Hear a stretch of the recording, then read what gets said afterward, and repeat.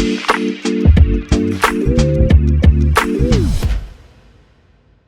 to gauge it because there's so many unknowns. James Robinson, like we talked about, is incredible. He's an exciting player for being an undrafted free agent. But what does Etienne do? Right? How do they fit together? If they pan out, if they're a good 1-2 punch, that could be really exciting. If it's a bust pick and like you guys should have drafted a running back there, that can be weird. I see the Jaguars as having a lot of over-the-top potential on smashing that over if things go right. But there's so many variables that it's hard to say whether or not those things will happen. But, Trevor Lawrence seems like a great kid, and I would certainly love to see football Jesus out there slinging it. But, what if Lawrence makes the leap? That's why it's just when people are worried about Jacksonville, the NFL, this happens so fast. We see this with so many quarterbacks in year 2. Like, this is a thing. We see this in college football, too, with head coaches where they're like, oh, year 2? Is he really going to? Yeah, no, that's what happens. Like, college football, whether or not a coach is going to work after year 2. It's a really, really tough business, but it's very evident very quickly where the program is going after year 2. It's like we're in year 5, and Scott Frost, it's like, still has not won 6 games in Nebraska. And it's like, well, we had a pretty good inclination because every other coach before him had won at least 8, and we're fine. I think something that's interesting with Trevor Lawrence is that, like, people who are worried if he might be ruined based on what none of that's a real thing. I'm not concerned about any of that. I also just look at they raise the floor, I think, is the biggest thing. Like, I am not certain. I think that they're anywhere close to the ceiling. I have questions about. I have questions about how much money they invested in certain guys this offseason. Yeah. But it's enough that it raised the ceiling with Zay Jones and Christian Kirk, where it's like people did not like the numbers involved with some of them or the targets. But you look at it, I've always liked Marvin Jones. And you look at this rotation, and you look at it, and you're like, Marvin Jones, Zay Jones in the slot, and then Christian Kirk out wide. That's a big upgrade to what Trevor Lawrence had last year. And I think about what kind of team they're building. And the other underrated part of it, and you can back me up on this or go against this, Laurie, I'm curious to get your perspective on this, is that the Jacksonville offensive line's good. And they bring back a lot of returning talent. Their biggest question mark is at right tackle, but it's 2 people battling that I think will be fine at that spot, and it's not his blind spot. I think that's important. It's like, this is not a train wreck offensive line for him to be behind. His main targets are all vets out wide. I think the floor just got raised significantly where Trevor is going to have a lot of veterans to turn to and a good offensive line and a great defense this year with a lot of playmakers all over the place, that I just think the floor got raised so much from that 2-win team to 7, 8, 9, something like that. Like, I would not be surprised if they're flirting with 500, and it gives me some strong name redacted Houston early days with name redacted. That's what they kind of remind me right now.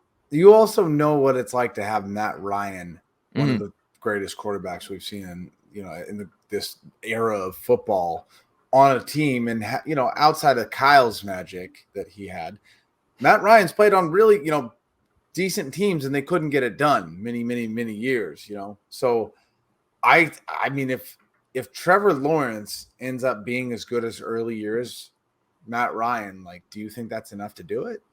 I mean, I think he's better. I think I'm a huge Trevor Lawrence guy. Like, having watched him just so much in college, Trevor Lawrence winning a national title as a true freshman, and you just go up and down the list, like, Lawrence is that dude. And I just think he was so boring. That was the thing, is like, people moved on because it was like just the obvious number 1 overall pick. It's like, of course Jacksonville takes Trevor Lawrence. Of course you do this.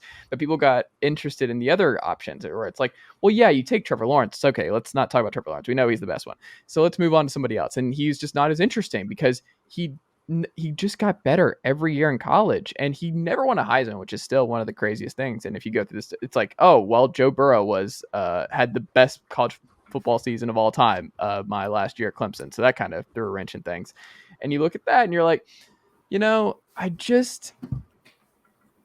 Trevor Lawrence I'm a better, like, when I look at that class, the Justin Fields, Trevor Lawrence, and I think I said this at the time where Evan and you and I were talking about this, was just that, like, I don't see Trevor Lawrence being able to bust. I think he is bust proof. I think there are quarterbacks who just are, and Trevor Lawrence is one of those guys where even if the situation around him is sour, I think he can raise the ceiling enough. And now that you give him Doug Peterson and this offensive line and these veteran receivers and this good defense, I think he raises the floor too much in year 2. I think he's going to have a really good year.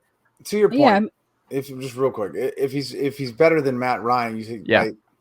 I mean, that tier early Matt Ryan, the only tiers after that were like that S tier Brady Manning, right? So like, yeah, if he's that good, I mean, what are we talking about? Of course. Yeah. I mean, but I agree with you completely. If he can, like, if he really turns it on with Doug Peterson, I have no problem seeing 8-9 wins, 100%. And I agree with you with him not. I don't think he's capable of being a bust. Yep. I think let's just say,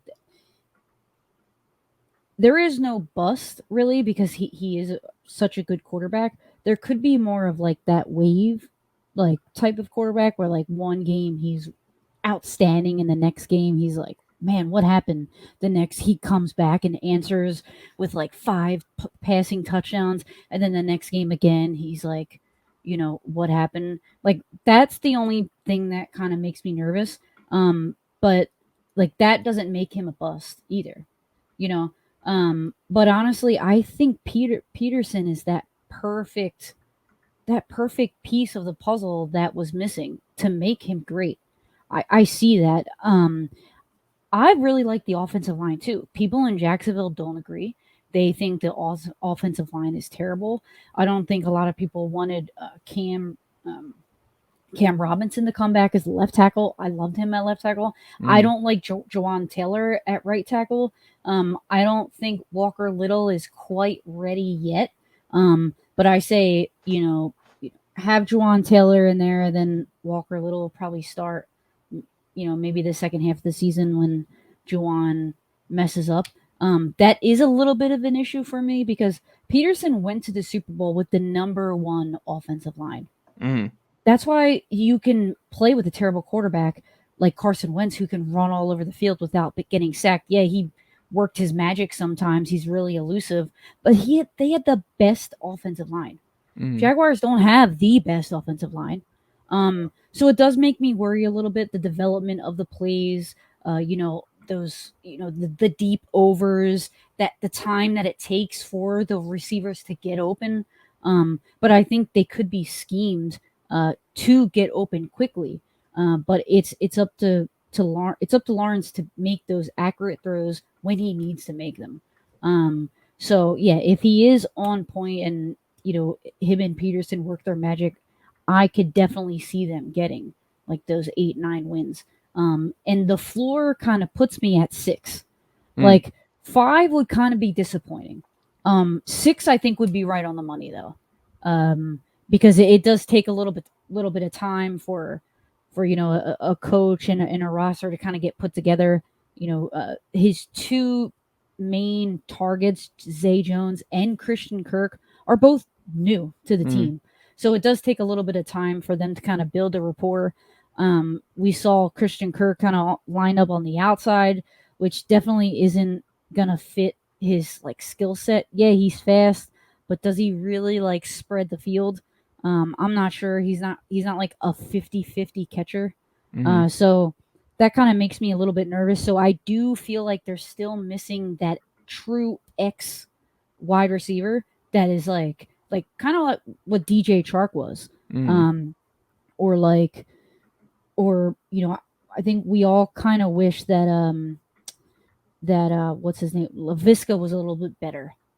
If he was, I love Laviska Shenault though. That's my dude. The Colorado Laviska Shenault tape is still it's an all-timer. Amazing. Yeah. So like we all kind of just want him to kind of show out a little bit more like to his potential. And I think if he did, it would, even though he's like the 4th wide receiver on the roster, it could still give them, viable options and open that playbook a little bit more. But I definitely agree with you. I don't think, it's possible for Trevor to be a bust because he is that good. He runs around like a gazelle. Like when he runs the bootleg, they are biting that, and he can always roll out to the outside, like to extend those drives. He did it all the time at Clemson. Yeah, and he didn't really do that last year Yeah. with Urban at all. He was never running Brian the ball. Schottenheimer was not making those calls. That was not the Brian Schottenheimer playbook for him. And it was just they were making him do stuff that it's one of those. He was a classic case last year of like, you drafted this guy who's really good at this thing, and you're like, well, we're not. That's not our philosophy. So you're gonna not do the thing that you won a bunch of games, a national championship at, and you're gonna do what we want to do. And it's like, well, then why did you draft Trevor Lawrence? Like, why would you do that? Like, it would be like Kyle Shanahan being like, all right, Trey Lance. Yeah. What would be, I guess we're running the Josh McDaniels offense, where you're just the quick outs and you're standing in the pocket, you're not moving around. Like, it's just, no, you're going to bootleg all the time with Trey Lance. You're going to push him out in space. Like Russell Wilson, right. Guess what? You're not sitting you're not just sitting in the pocket. Like you're rolling out, you're moving, you're on the run.